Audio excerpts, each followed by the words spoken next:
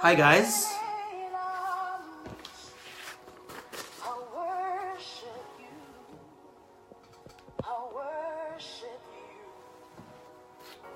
Hey Kerry, how are you?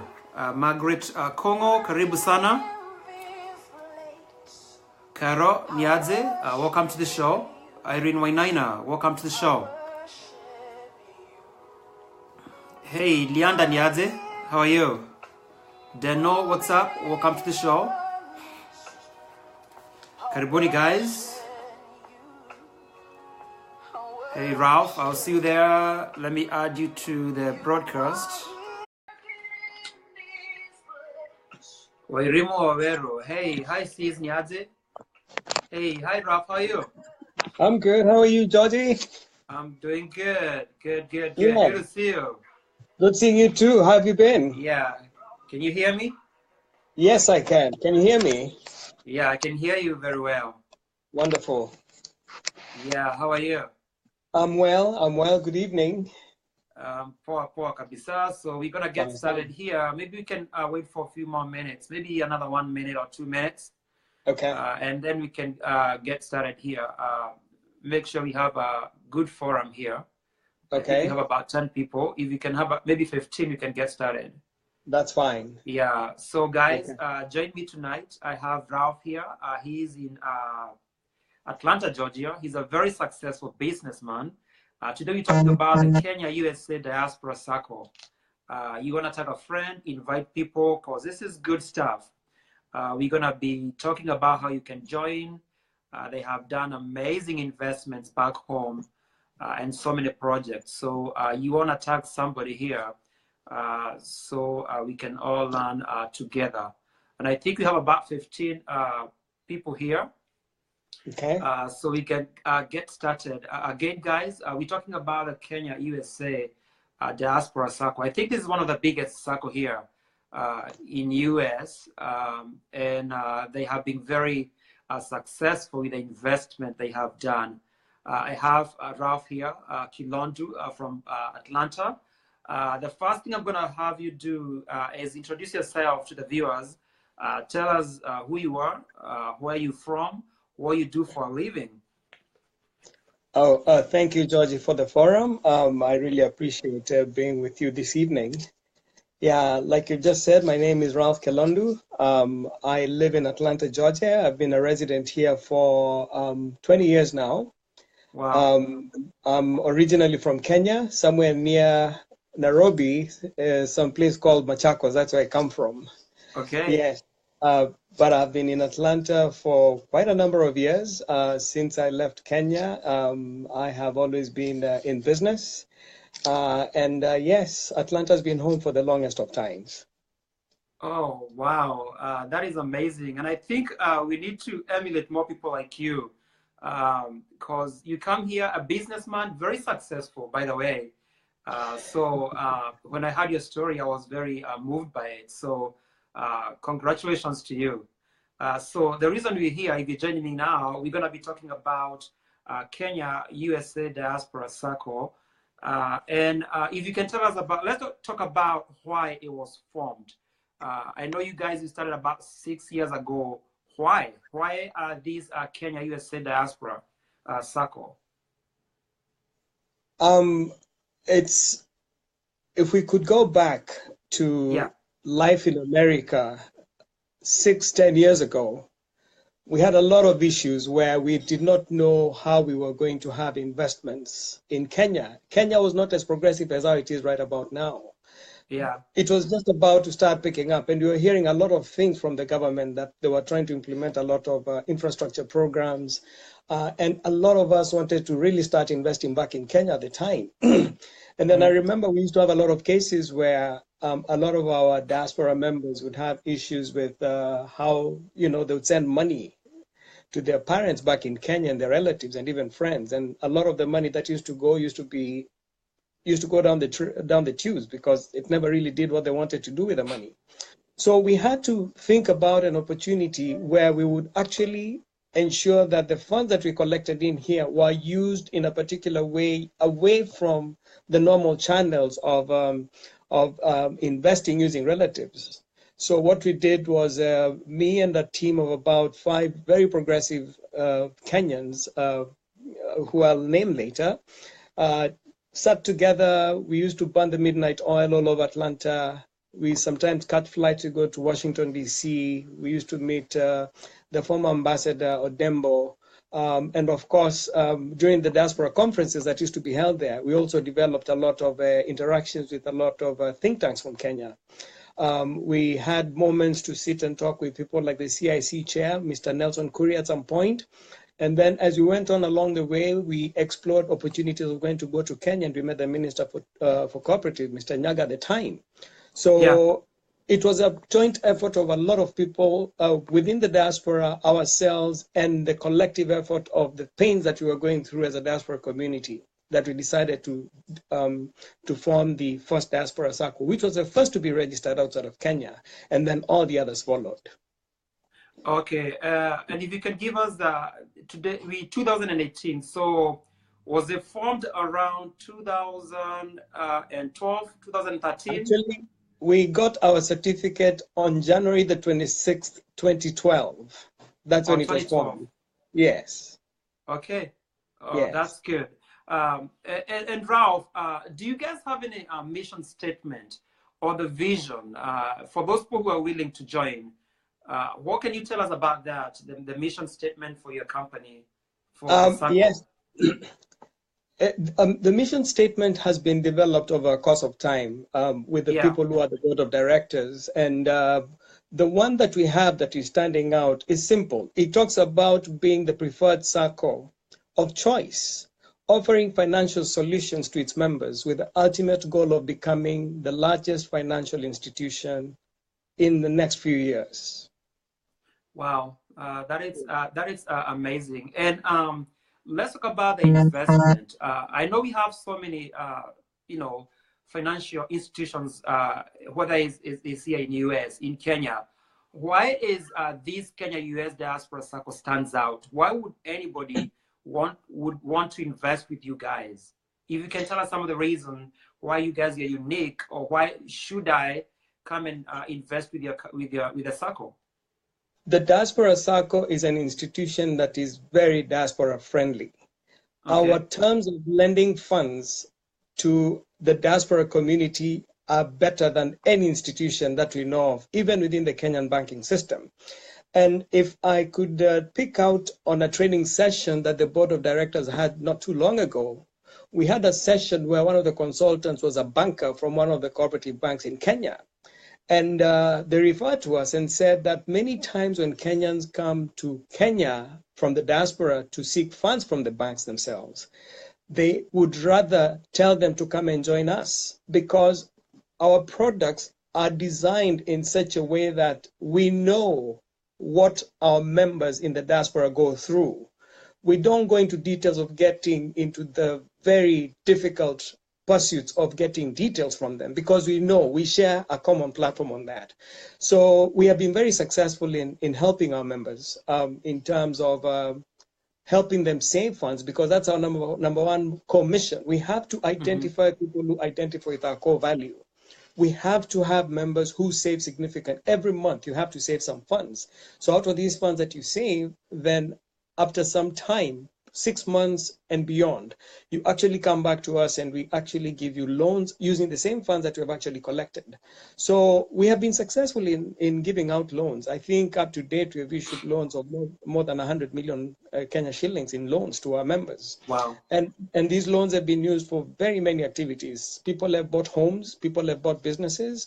We have an imprint in almost the Kenyan map, wherever it is, in terms of our assistance to our members. Oh, okay. And is this an online based, or where is it? Do you have like an office? Where is it here? Is it in Atlanta? Where is it? Actually, that's a very good question that you ask. We are an e-platform circle. We are an online circle. We have a very robust online system where we communicate and have our members do business with us from wherever they are. At some point, we had an office in Atlanta, but then we realized the office in Atlanta was not serving the biggest purpose that we wanted. So we developed a corporate office. It's in Nairobi right now, in Upper Hill, Victoria Towers. That's where our general manager and our management staff and other staff members are. So we are scattered all over the place. But to serve you, the platform that we do have does everything for us. Everything is online. From becoming a member, all you need to do is just go online on our website that I'm going to share, where people can actually log in and provide information that is needed. And within 24 hours, somebody signs you up, you become a member, and then you start contributing. So we don't have to have a physical location in the US, but we are scattered. Our board of directors are scattered all over the country.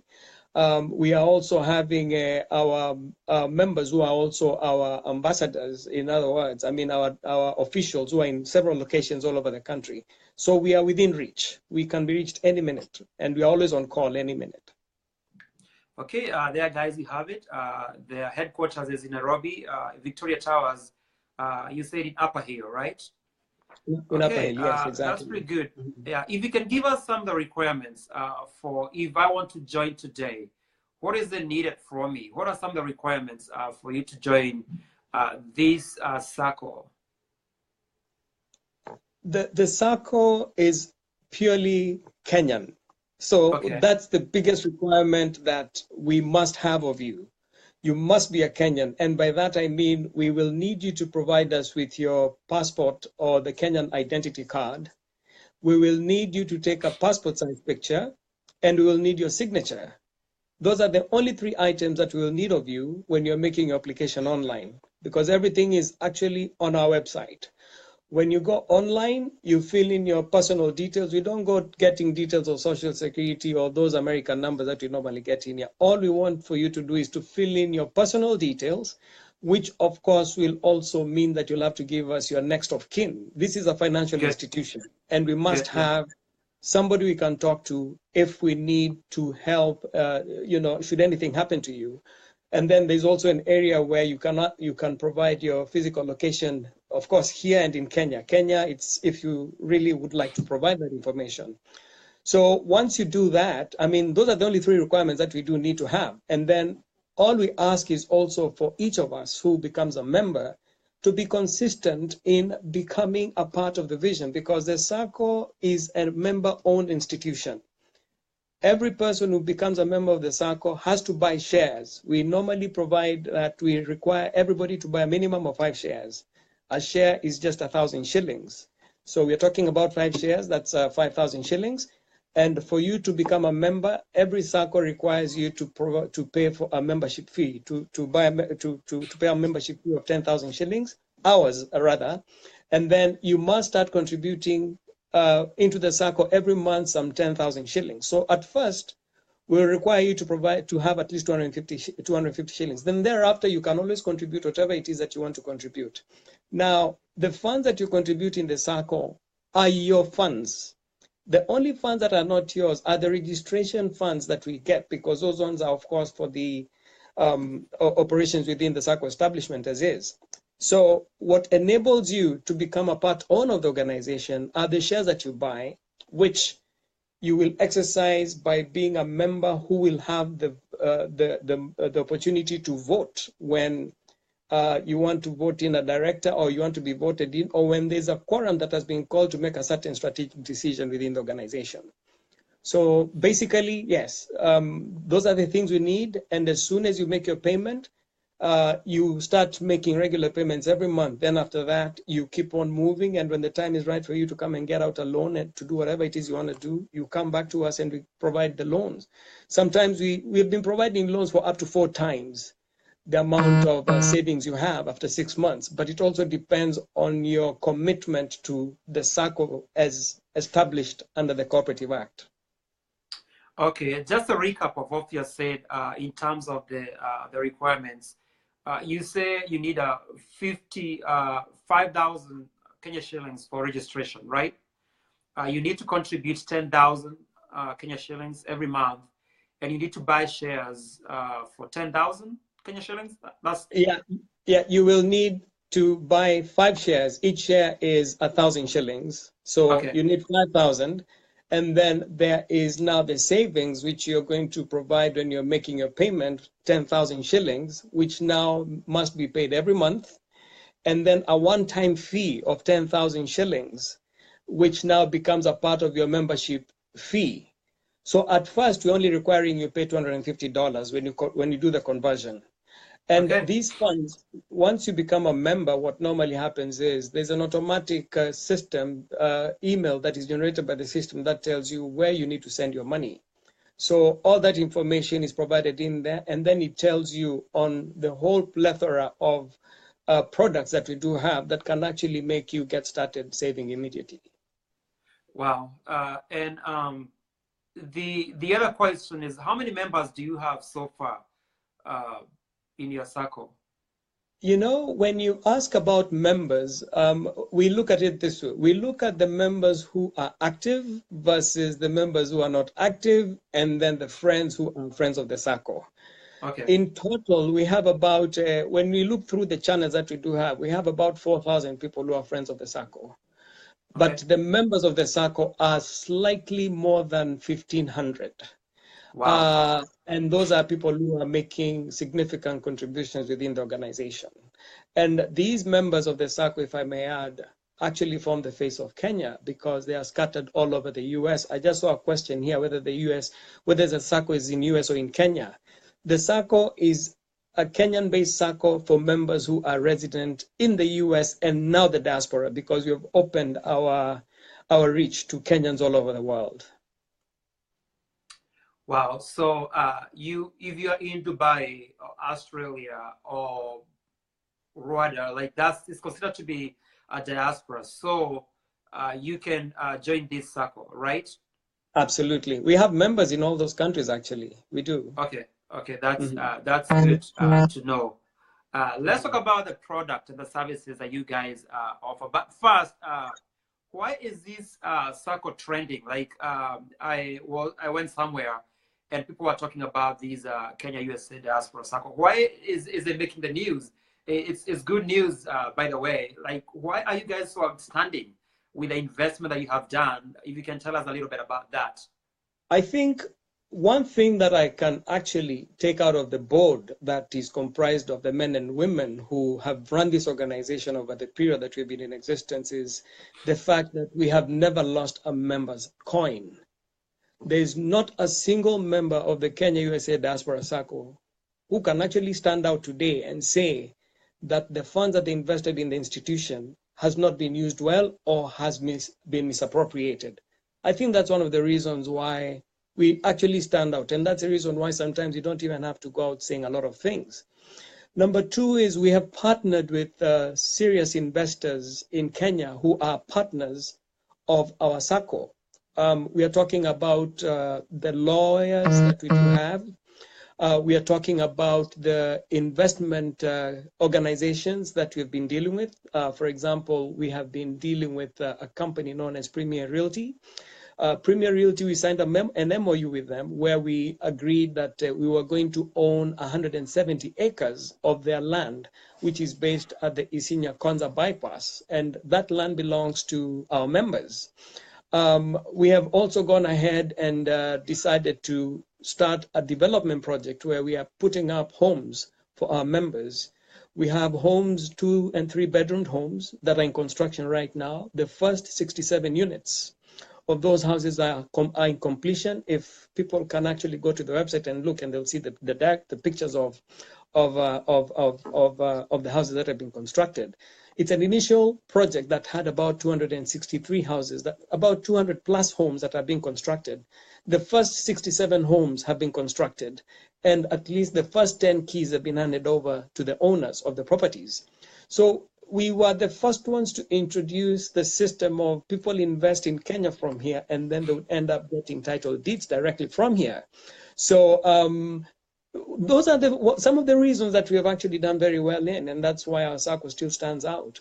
And not just that, in real estate, we have also been involved in helping people buy businesses in Kenya. We have a friend, a member who has invested in some business in Eldoret. We have people from the the Northeast who have properties in Thika. We've helped them buy homes. And really, when you look at the track record of everything we've tried to do, we have done an excellent job. So I think anything that is good, it just sells itself. Yeah, I have heard so many good things about you. Ralph, if you can take me through, this is George here. I have, registered with the Sacco, $250 you have explained there. And I want to be part of this Isinya, project. What next? If you can take me through, what do I need? Do you guys give loan? Or if you can take me through the steps, what is needed or what goes through after that? You see, I'll take you back a little bit and tell you that every person who joins a Sacco has a particular need of the reasons why it is that they're joining the institution. There are people within us who are not into real estate, for example. Yes. There are people within us who are into real estate, but it depends on what kind of real estate that you're talking about. Exactly. Then there are those of us who are interested in some of the products that are already trending in the Sacco. So what we do is once you become a member, what we normally do is on that sign-up sheet that is automatically generated back to you once you become a member, it has a plethora of investment opportunities that are available within the institution. So what normally happens is that once you become a member, our very able general manager, who is in charge of all these management issues that we have, will get in touch with you, and with you will guide you and tell you exactly what it is you're looking for. So there's already a planned process where when you start investing, we will show you what you need to be doing to attain your dream. Of course, you'll tell us what it is you're looking for. We still have a few pieces of properties remaining in Konza Isinya. So we will tell you what you need to do to qualify. Because you're a member, we can even give you a loan after you start making your contributions within a very short period of time. The Sacco will finance you to buy that property in Isinya or even the homes that we do have at Fadhili Homes. So we will walk you through the process of you achieving your dream of what it is that you want to attain at home, and make sure that you're in the process of getting to your vision. I hope I'm clear on that. Very clear. But I was also wanted to know, in terms of the credibility, like how guys do you make sure if you give somebody a loan, it's going to be repaid? I know here they do the credit system. Do you guys have something of that sort, like you check the credit, or how do you weigh and see if the loan is going to be repaid? Actually, to be honest with you, that is a discussion that us within the board have been discussing relentlessly, because the unfortunate thing about our Sacco is we are not like the Kenyan Saccos. For example, when I was in Kenya more than 20 years ago, I used to work for Kenya Breweries. Okay. And in Kenya Breweries, I used to belong to the Temple Sacco. So what used to happen was it was mandatory for any employee of the company to have some deductions from their payslips, as a chunk of that going into the Sacco organization within the company.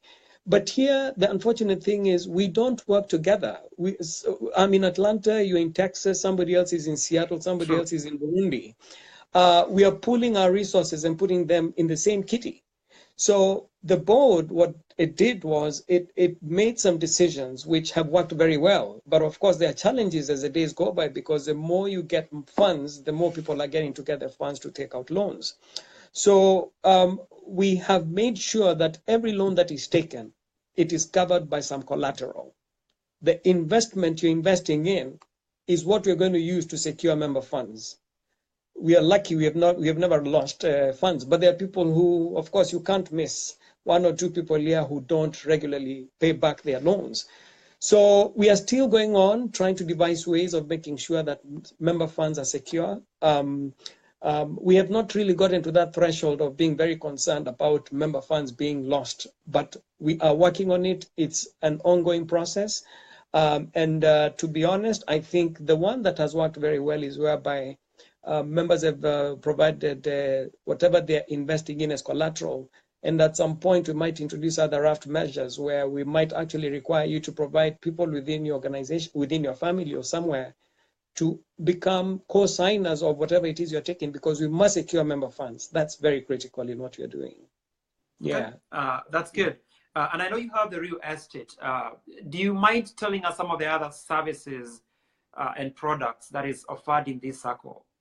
Yeah, actually, we have one that is known as a Mavuno product. Mavuno is the biggest, and it has actually generated a lot of money for the circle itself and even for the members. Mavuno is whereby when our members save funds in their savings accounts, we allow them to reinvest those funds in a high interest bearing account within the organization for a period of time.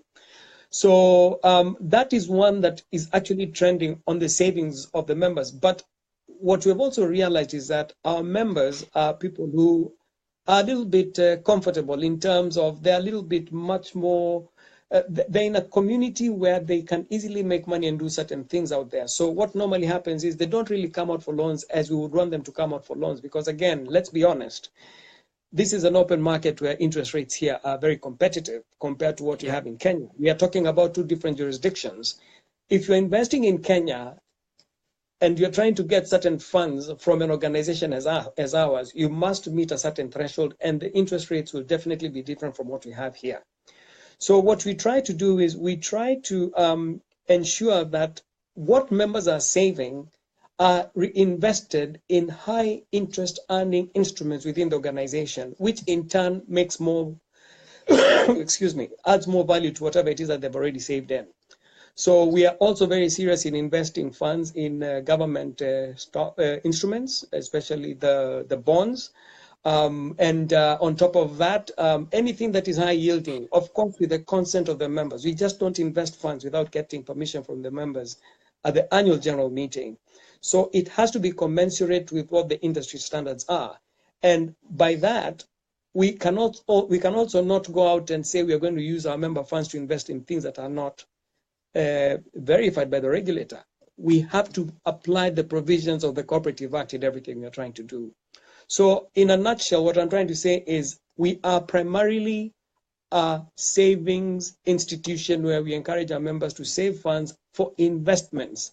We are a long-term investment institution where we encourage our people to save now to borrow later for a big-time project that will help them as they get older. Because again, who knows? I mean, at some point when we've had enough of stay over here, we still want to go back at home at some point, or still stay here. You can always juggle around and see something that will be ready for you at some point later.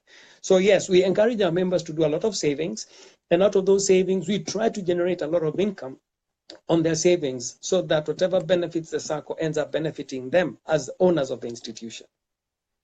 Wow, that's good. Is it okay if you go through some of the few questions? I see there's some questions here. Please. If you can go through them, like 2 or 3, then we can go forward here. Let's see. Right. There is a question from Mary Kim.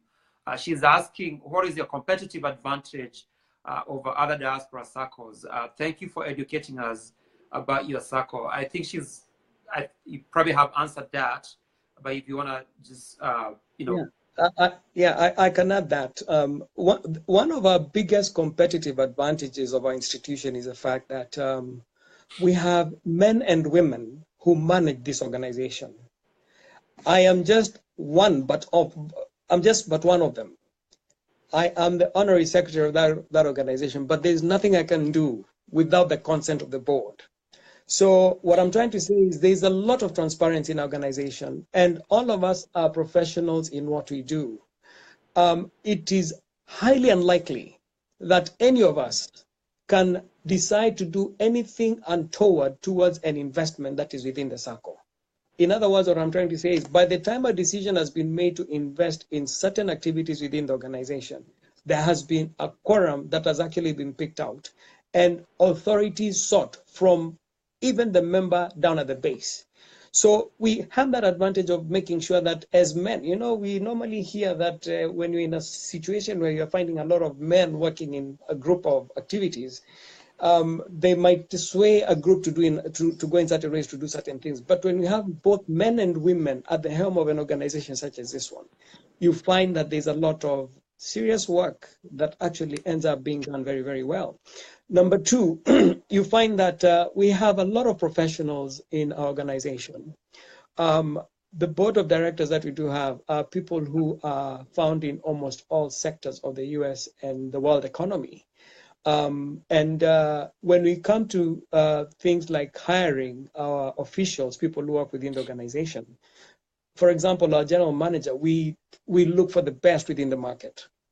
Right now, we are trying to recruit professionals. We are trying to recruit people to do with auditors and the accountants and the staff who are working in offices in Nairobi. These are professionals. These are all college graduates. Some of them, we bring them here to see how people in this country live. At the same time, we also make sure that they are well trained in customer service. They have to handle our customers who are in the diaspora with the excellence that we really require of them. So I think we are a notch above a lot of the circles that we have out here, and also the partnerships that we've built over the period of time. For example, I'll give you one. We signed the first memorandum of understanding with the largest bank in Kenya during our second year of inception, where we were given up to 10 billion Kenya shillings to provide for the Sacco activities, any activity that would actually benefit the Diaspora Sacco. It is a facility that we still do have. So the partnerships we have, I don't think there's any Sacco out there that has those kind of partnerships. Even the lawyers that we do have, we had the best law firm in Kenya that is actually taking care of all our interests. Beyond that, we also have the auditors who always ensure that every year we are doing what is required of us by the regulator. We just finished working with one regulator, one auditor who we had for about 3 years. Auditors are normally given 3 years to work in any Sacco. After 3 years, you have to get a new one. So we are getting a new one this year. We'll start auditing our books of accounts again from this year. There's also another very important factor that I have forgotten to mention. As a board, we are normally checked on our activities by a very powerful body known as the Supervisory Committee.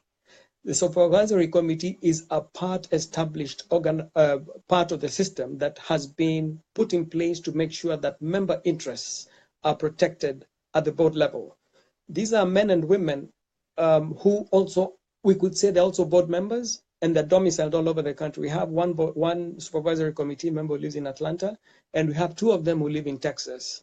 And they are doing a perfect job in making sure that the board is really doing what it's supposed to be doing. So with all these things in place, I think we are well inclined to really providing a good service to our Kenyans in the diaspora. Okay, that's very good. The other question is from David Mbute. He's asking, for US citizen, do you report funds to the IRS? I think he's talking about the taxes, because you know there's some regulations there. You have to report any transaction outside US or in Kenya. We don't. And in fact, one of the reasons why we have made certain changes within the organization is because of that fact. Our members are taxed even before they spend their money. So we have tried to avoid that issue by making sure that our members send their funds directly to our cooperative bank account in Kenya.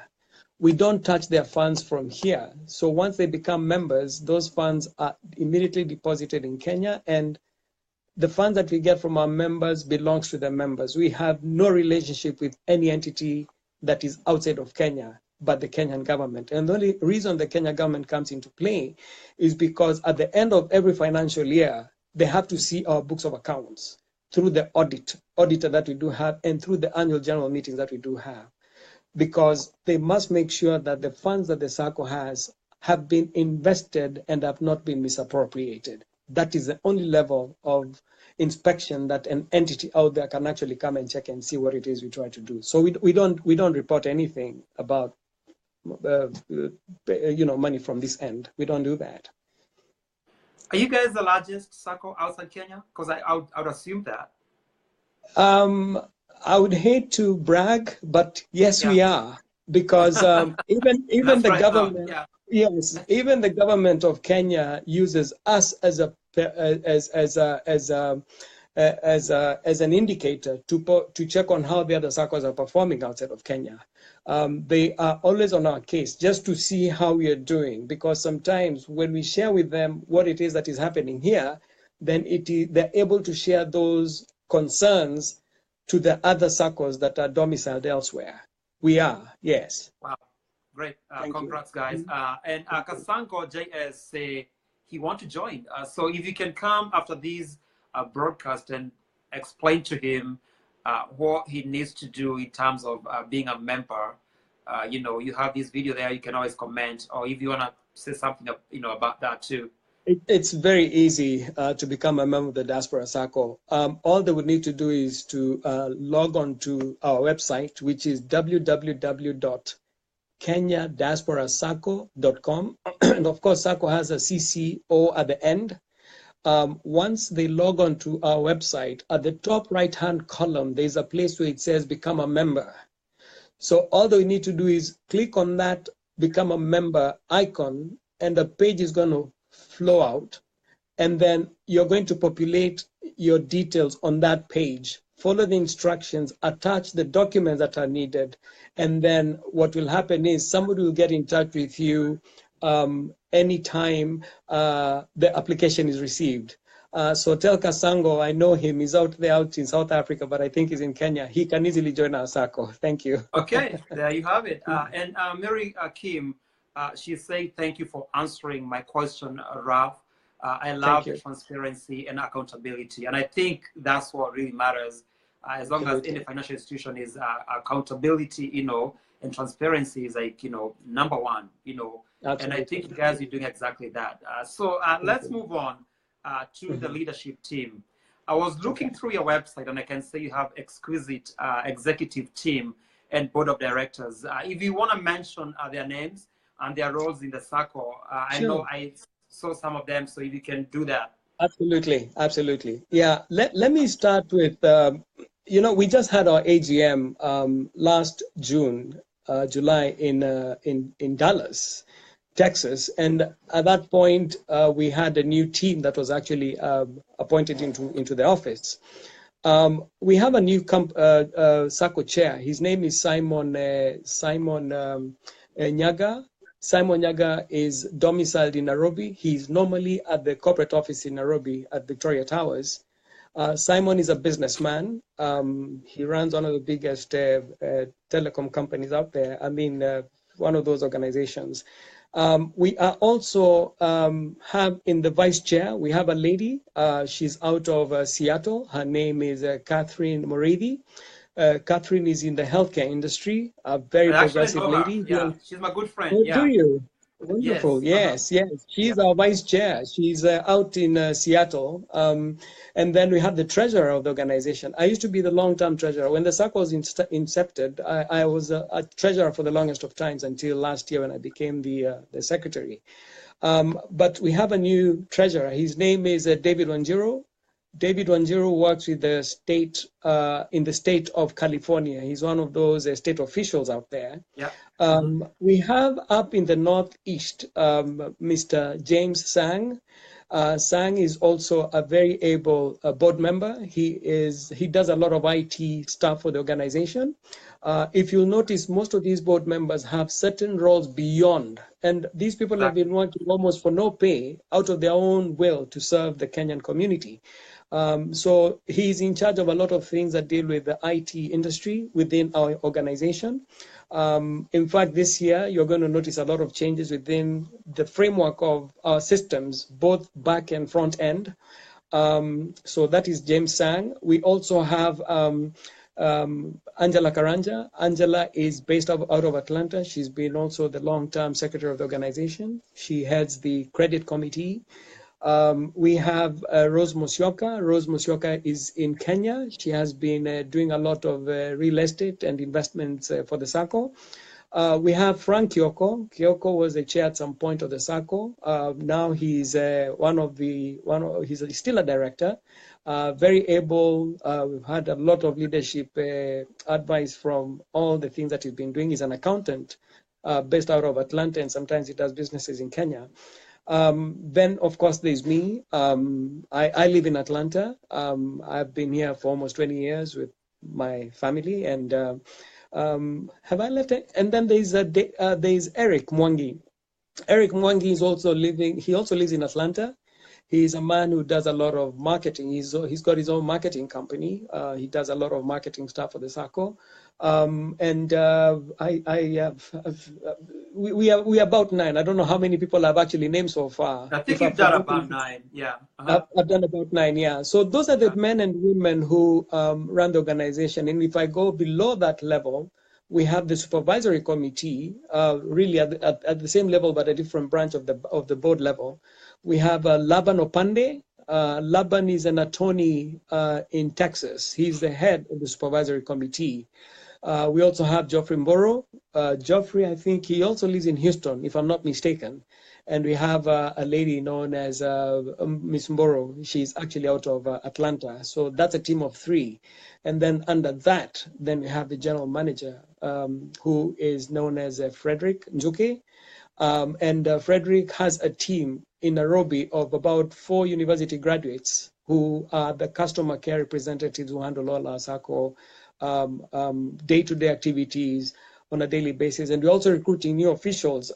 This year, we are adding more talent. We're adding more accountants and professionals who will be doing most of the work that the board is doing. You know, boards are supposed to be people who implement strategic decisions. So now that role is running out of us. It's going to now the people who are actually employed to serve the members on a daily basis. Yes. Wow, exquisite, very nice, impressive resumes out there. So kudos to you guys. If I can ask you, these board of directors or the executive team, are they elected or how are they appointed? How do you guys come up with this team? That's a very good question that you ask. Yeah. For the longest of times, you know, we were the first Diaspora Sacco that was registered by the government of Kenya. Yes. So we didn't have the numbers that were necessary at the time to make sure that the hierarchy is controlled from bottom up. So we did a lot of the legwork. We were the directors, we were the workers, we did everything until a time when the feet started gaining, and then the Cooperative Act started coming into play. So the board of directors are people who are put in office by the members. Yes. And that happens at the annual general meeting. Like last year, we had an annual general meeting and there were board elections that were conducted. Any person who is a member of the Sacco can become a director of the organization for as long as you are given the votes that would require you to become the head of that institution. And any person in the board at the moment can be the chair, can be the treasurer, can be the honorary secretary, can be just a mere director. We are all the same. But of course, in an organization such as this one, we have the executive team that manages the entire aspect of running the organization on behalf of the board. So yes, they are elected by the members. The members are the ones who put the board into place. And then the board in itself, when it is elected, it selects its executive team from within its members. Now, every year we have board members who retire through rotation or when your time lapses. Every 3 years, you have to resign. And if the members think that you're doing a good job, they reappoint you back into office. If they don't think you've done a good job, well, you can be told to sit back and somebody else is reappointed. So we are lucky we are in office, and this is an institution that belongs to the members. We serve at their behest, and you know, everything that we do, it comes from the bottom, coming up. Yeah. Wow. Yeah. The Sacco is owned by the members, and they are given the right to vote. And you have said, I was going to ask you how many years they serve, and you said it's 3 years, and they can be re-elected to the office if the member sees fit. Let's talk about the accountability and safety. And this is one of the biggest issues out there because everybody here in the United States, when you tell them to invest back home, one of the questions they ask you, how accountable are these people? How can I trust them?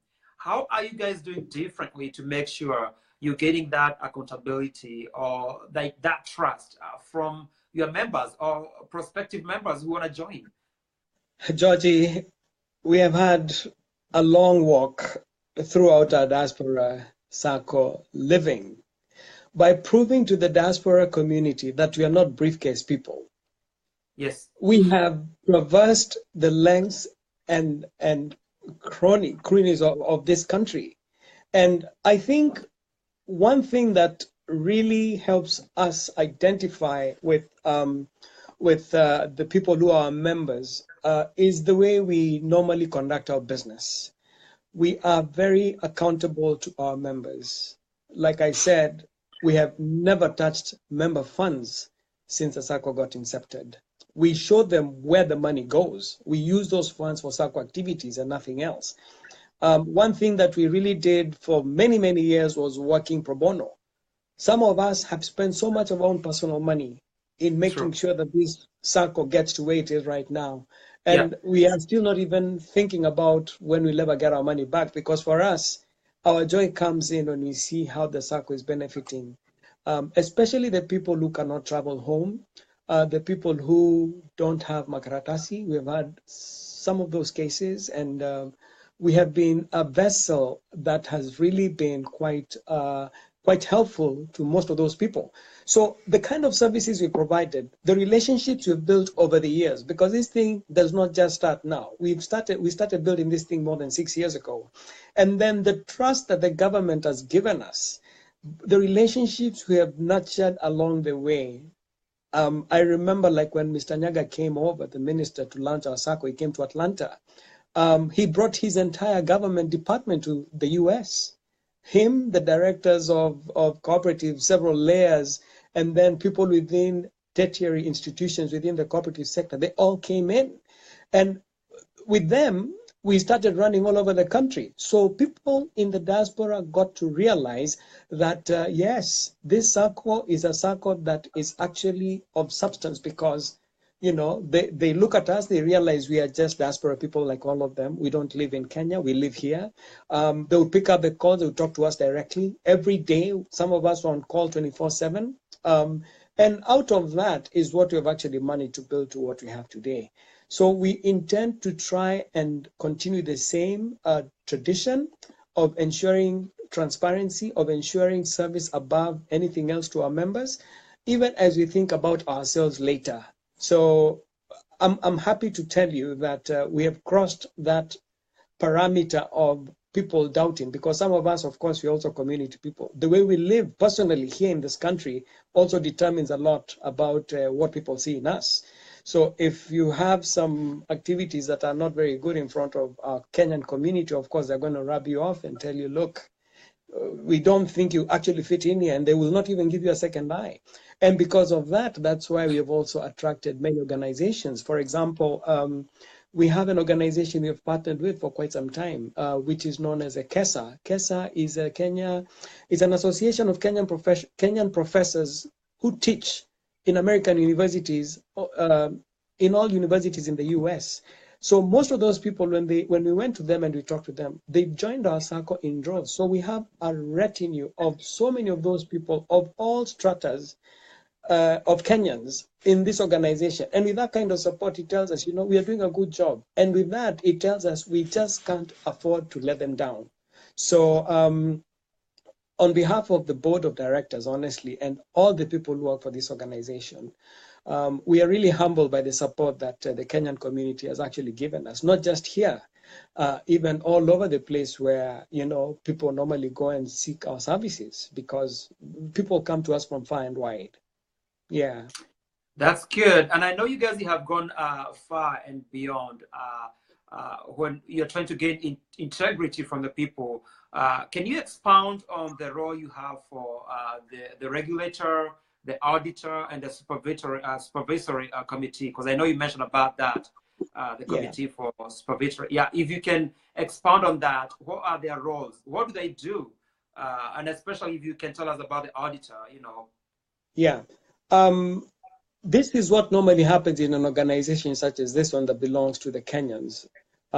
As per the Cooperative Act, as per the laws established, the regulator requires us to adhere to the laws that have been placed before us to serve the members. And this is a financial institution.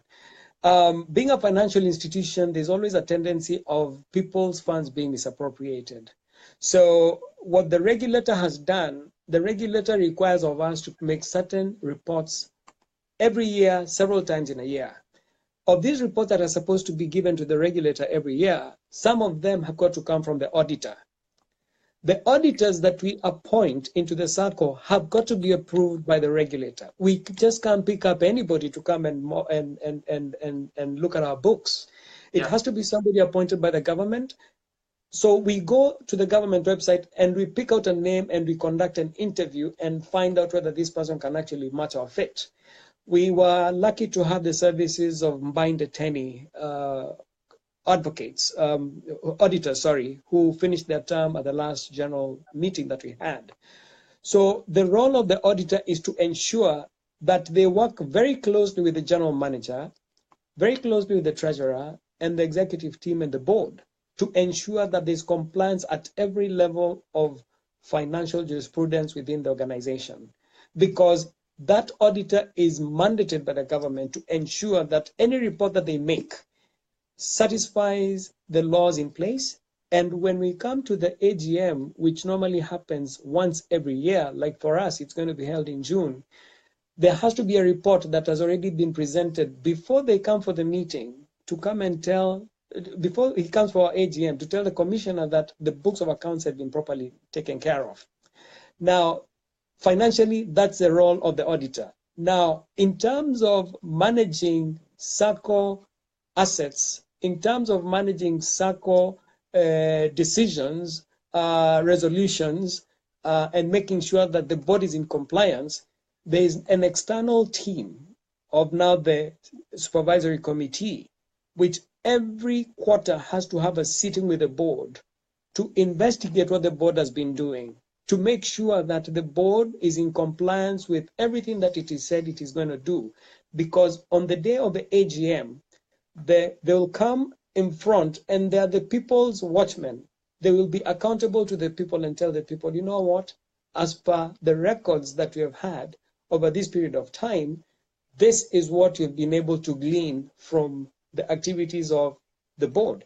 And I'll be honest, when we last had AGM, we did not get a very good score from that team. They are part of us, but they are very transparent in what they do. So there is accountability at every level of what we normally do. And when that happens, at the end of the year, when the members come and meet and they see that we have actually done our job right, then they can give us a mandate to continue running the affairs of the institution. If not, we can be shown the door. Anybody can go home any minute because this institution is an institution that is standing on its own as we speak. Yeah, Wow. so that's the relationship between the organizations, yeah. Yeah, I can tell you guys you're really big on integrity, accountability, and transparency, and that's really good. And I just want to read one question. It's a comment really from Wamboiga, Kenya. She's saying she has been a member for 3 years, and these guys are very professional and efficient, no regrets at all. That's somebody who has been in your circle for the last 3 years. So let's move on. The annual general meeting. You guys, you meet every year, and where is it going to be this year? This year we are having our AGM in the city of Seattle in Washington State. Excuse me. It's going to be held in June, the last weekend of June, the weekend of the 22nd, 23rd, thereabout. I don't have a calendar right in front of me. But the board voted to have its AGM this year in Seattle because Seattle is a big city that has a very big Kenyan community, and we have never been down that part of the U.S. as a board with this. And then at the same time, next year, we have decided, the board also voted to have another AGM. Matters being constant, we are thinking of going back to Boston, where we had our second AGM many years ago. So for this year, we are actually going to go to Seattle, and that's during the month of June. And we're asking every person who is listening, our members, it's important that we take time out and just get together and come and make good decisions for the organization. And the plans of the board this year are big in the sense that it's not just going to be a one-day affair. It's going to take about 3 days, and we are having plans of bringing in a lot of people who are relative to the Sacco industry and partners to come and share and be a part of the activities you're going to have at that AGM. Yeah. Well, I can tell you, you picked up a great city. I used to live there in Seattle, Washington for about 6 years. Yeah. It's a big community. Yeah. Yeah, I'm just seeing a comment there from Sean Mungro. She says there are 5 weeks in June. It's the weekend of the 23rd. Just a point of correction. So the fourth there's week. There's a comment down there. Yeah, the dates of the AGM, the 23rd of June, the weekend of 23rd. Yeah. Mm-hmm. Okay. Yeah. I'm also seeing a note from one of my directors. It's just passed by Angela, and she says something about streaming. If you see it, you'll just highlight it out and bring it out.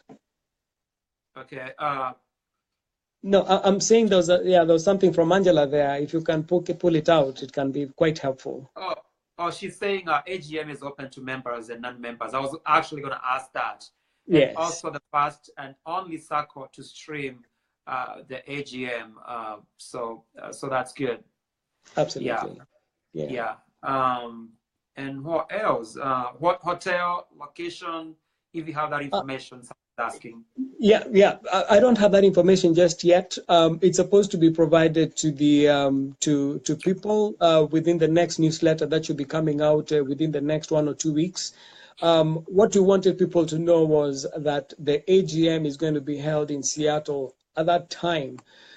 We should be providing the venue shortly. We are working on a few locations which we have not confirmed just yet.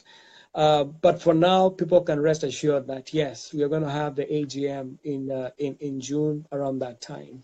So yeah, go ahead and purchase the tickets. Get your tickets now. Yeah, that weekend of June 22nd, 23rd, around there. Correct. So, do you have any international membership?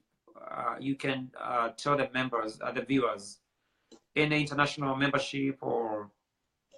Yes, we do. We have a presence in Canada. We have a presence in South America, I think in Brazil. We have a presence in the United Kingdom. We have a presence in the Dubai area. We have a presence in Burundi, Southern Africa. We have a presence in Australia. We have also a big presence in locations within the larger diaspora of Kenya. But our biggest area of interest is the Kenyans who live in the US. What I know about us as Kenyans is the fact that we are a little bit complacent when it comes to some of these things. And like many times when we get requests from members when it comes to help, they come to us when it's a little bit too late. There is nothing as good as investing in an institution such as this one slowly over the long term, because nobody knows tomorrow. Any little thing that you do now and regularly on a monthly basis will always translate into a big answer for you when you really need that help.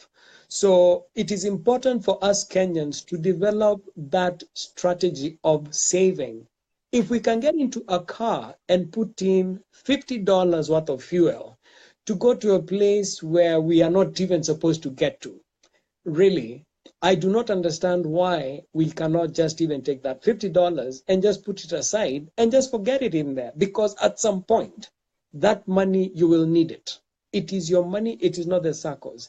And remember, when it is in there, it is doing two things for you.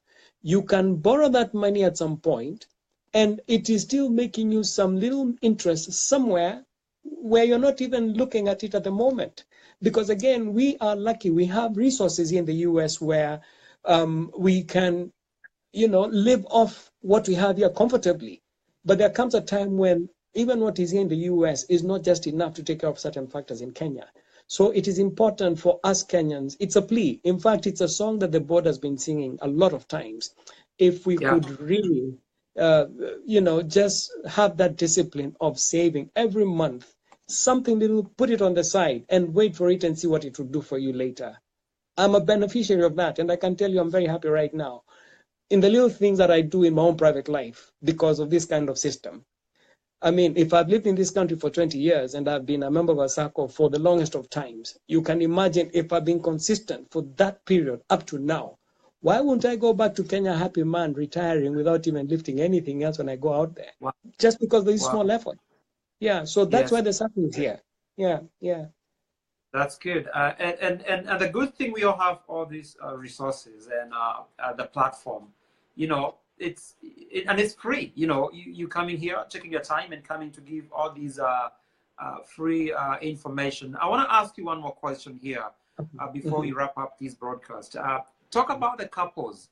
If a husband and a wife want to join, do you guys have like a joint account? Because some issues the legal issues can come up later. Like, how are you guys doing with a husband and wife? Joint account, separate, or how do you guys go about that? The regulations that we do have are established in such a way that when you join the circle, you're joining the circle as an individual. Okay. Now, the benefit of a husband or a wife benefiting from that account that you do have comes to play when you become the beneficiary. The primary owner of that account is a person who has actually registered into the circle at that point. We have had cases where a man and a wife join the circle and they contribute together jointly, but of course you can see these are separate accounts. And at the same time, for us, it becomes a lot more easier to administer those kind of accounts, because even when it comes to matters of dispute resolution, it becomes very easy to understand how to provide for, some counseling of some kind if we have that kind of issue. But we strongly advise people to join the circle individually, and they can always sit in together and contribute. Because of course, man and wife are one thing. We cannot judge what it is that they do out there. They manage it in their own way. But so we encourage that. And then I think there was somebody else also talked about chamas. Chamas are very interesting institutions that belong to a lot of us Kenyans who are in the country. Many people are members of these chamas. What we do as a Diaspora Circle, we encourage those chamas to join us, but ask all those people to join in individually first. And then they can reap from the benefits of the association as a chama together as they move along. But the requirement is let's all join the circle as individuals within that chama. Really, it's also by law. We don't want to circumvent a lot of things that have already been established, because the way the laws have been put, we have been told that circles can only register individual members. So circles have actually done is they've gone beyond that. And what we're allowed to do is, of those chamas that are in here, if a chama has about 10 people, we always recommend that they all join individually and then they read the products or the services of their products collectively. Yeah, it's good that you're addressing that, because I have had stuff, a married couple, they got divorced, and then they start saying, well, comment was due 2,000, so individual circle account, that's a very important point. You have talked about there. I am gonna give you the closing remarks. If you don't mind, I would like you to tell us a little bit more, because this show is about inspiring people, about some of the entrepreneur stuff that you can talk to people. I know you're a businessman, very successful. If there's 1, 2 things you can talk about, my viewers, about that, just to inspire them, about your entrepreneurship journey. I would really appreciate that, Mr. Ralph. Thank you, thank you. Yeah. Actually, for me, excuse me, the reason why I left Kenya to come to the US was because of some family reasons, and I came to the US with my young family. I told myself that coming to this country, I was not going to do what Americans normally do. And I prayed about it, and I told my God, when I land there are certain things I'm going to do that, number one, will have to benefit my children much more than anything else. I think I will not be wrong when I say that I have never worked for anybody in this country. For the period Wow. that I've lived in this country, I have never been employed.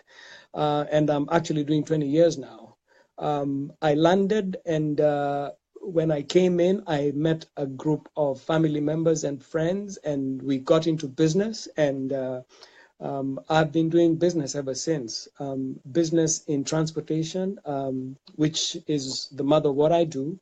I also grew my business, and I have activities that I do in Zambia and Nairobi. And I also do a lot of farming. So I believe in business. And the reason I share this is because Yes. I believe when you come to America, they Yes. say it's in the first world. We just Yes. can't be complacent. We just have to absorb and take the very best that this country has. In the same token, I also decided that with the kids, I'll do the same. I'm proud of them because they've done well. My firstborn is a Marine officer. He's a pilot with the Marines. My secondborn is an anesthesiologist at Emory. My Wow. thirdborn is a graduate. She's going to grad school this year, and I've got a young one who is actually going on to finish high school. So Whoa. I have been an example to the children. I've told them, for me, I don't take second chances. Let's go for the highest. Let's go for the best. And they've listened. So the reason I'm sharing this is it's a discipline. And It is. especially when it comes to this institution that we own. Me and the fellow directors we have denied ourselves just to make sure that the Diaspora Sacco gets to this level. The sacrifices that those men and women have gone through, the sleepless nights, the plane tickets, flying all over the world to meet people to make sure that the Sacco is running is going to be what it is. And even to have an office in Nairobi, in a prime location as Upper Hill, and have the partnerships that we do have, we have worked our tails off. So my biggest plea to all the people who are listening, to all my brothers and sisters from Kenya, let's save money. We have a lot of money that we spend around. I mean, if we don't have anything to do, let's keep that money someplace and help the Sacco visualize its dream of actually one day owning one of the biggest banks. One thing that I will mention before I go is we are the first Diaspora Sacco to have prepared a strategic plan. We have a 5-year strategic plan that begins this year. It's a 5-year plan that is actually going to do a lot for the diaspora people. When we actualize that at some point, you're going to be a leading institution in terms of banking services for our members. So let's join hands. We are in no way beating any other competitor that we have in the country. We are serving the same people. But again, it's important to look and see who you will trust with your investments. Let's invest our funds well, and let's all make our living here and in Kenya better for all of us. I thank you for this opportunity. On behalf of the Board of Directors of the Kenya USA Diaspora Circle, our staff, our General Manager, and all the members, we are really, honestly, really appreciative of this opportunity. We don't talk too much, but we do a lot of things behind the scenes. So for you to give us this platform on such a short notice, and for me to be available, I mean, I just leapt out and I said, you know what? If it's going to be done, let's do it. And for you to give us this platform, I thank you from the bottom of my heart. Thank you so very much. Yeah, thank you so much. That was a great presentation, and I can tell you, You are a proud dad for you having you successful yourself. Your kids following your footsteps. And I'm a father. I would like to emulate you. You have done a recommendable job, and even being a community leader there in Atlanta, Georgia. So thank you guys so much. I'll ask you if you can provide the website for these, the Kenya USA Diaspora Circle after this broadcast. And if you can come back here either tomorrow when you wake up and start answering some of the questions, because you're going to have a lot of questions here on this. So for tonight, that's it. You have done really well. And thank you for joining the Prudential Show. For now, have a good night. Thank you so much. Thank you. Thank you very much. Bye-bye.